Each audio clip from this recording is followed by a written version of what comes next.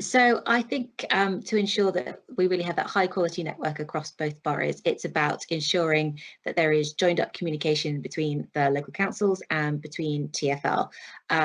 So I think because there are different responsibilities for different parts of the road network, but what we want to see is a network that works for cyclists going, whether they be commuting and so wanting to go on a cycle superhighway or something like that, or whether they be going down to the local shops and ensuring that they have the ability to do that as well. So it's about ensuring that whether it's the shorter local journeys or the longer journeys that people might be taking more as they start to go back to work and commuting in, to ensure that those join up with each other and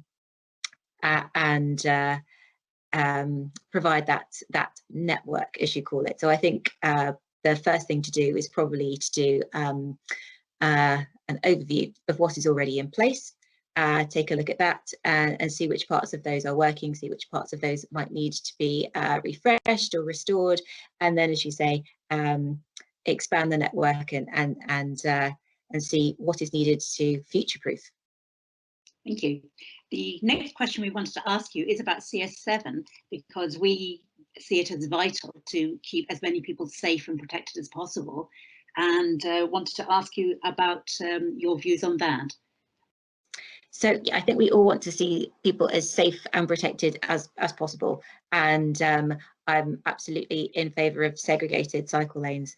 I think when it comes to CS7, yes, I want to see the changes that, some of the changes that were put in stay, but I also want to make sure it works for local businesses as well, as there have been reports, obviously, from local businesses who have lost loading bays, for example, things like that, and also some reports from emergency vehicle drivers who have found it more difficult to get down the road, down the A24 with blue lights on, because the volume of traffic has increased slightly because of some of the banned left and right turns. So for me, while I want to see the segregated cycle lane stay where it's needed, I also want to just make sure that it works, as I say, for businesses and for emergency vehicles as well. Thank you. Okay, so coming over to me. So what role do you see for dockless e-bikes and electric car clubs in tackling the climate emergency?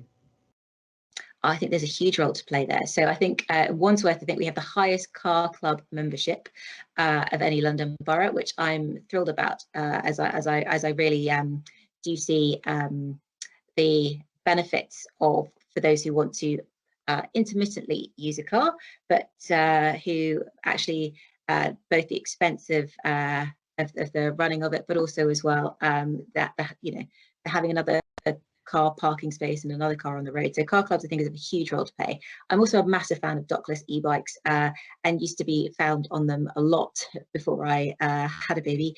But I think the dockless e-bikes, we just need to be certain that they don't start to become detritus on the pavement. So ensuring that actually they're parked properly and in an appropriate place, because actually the last thing we want to do is to take a new technology and have it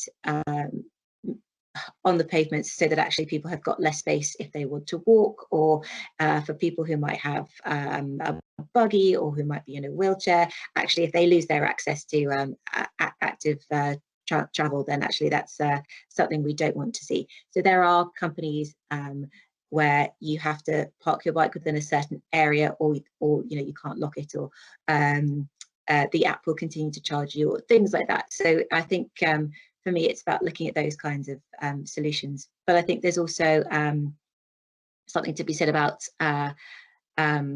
parked e-bikes as well. So actually, it's one of the Conservative pledges, if we're elected on May the 6th, to expand the Santander cycle network, but with e-bikes. This is for slightly further out of London.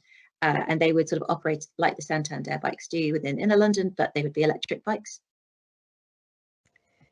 Brilliant, thank you very much. And so final question, the congestion charge changed people's behaviour when it was introduced and reduced congestion. How can we use the latest technology to create a fair, simple, smart road user charging system that can help to tackle the climate emergency? So I think, well, the technology that is used at the moment for things like the congestion charge and the ultra emission zone are cameras.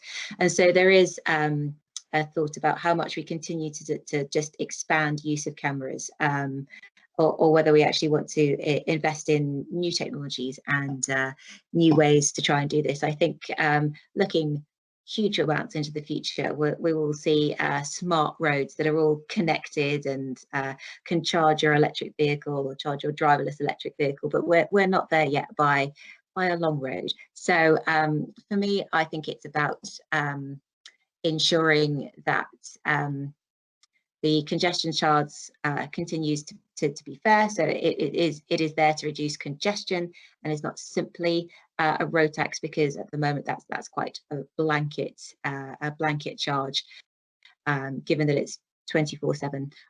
So for me, it would be about looking at where we have peak road usage, where we have particularly poor air quality, and looking at those hotspots and using some of that camera infrastructure that we have to look at actually where we should be charging people, or trying to incentivize people really to use their cars less in those areas. Thank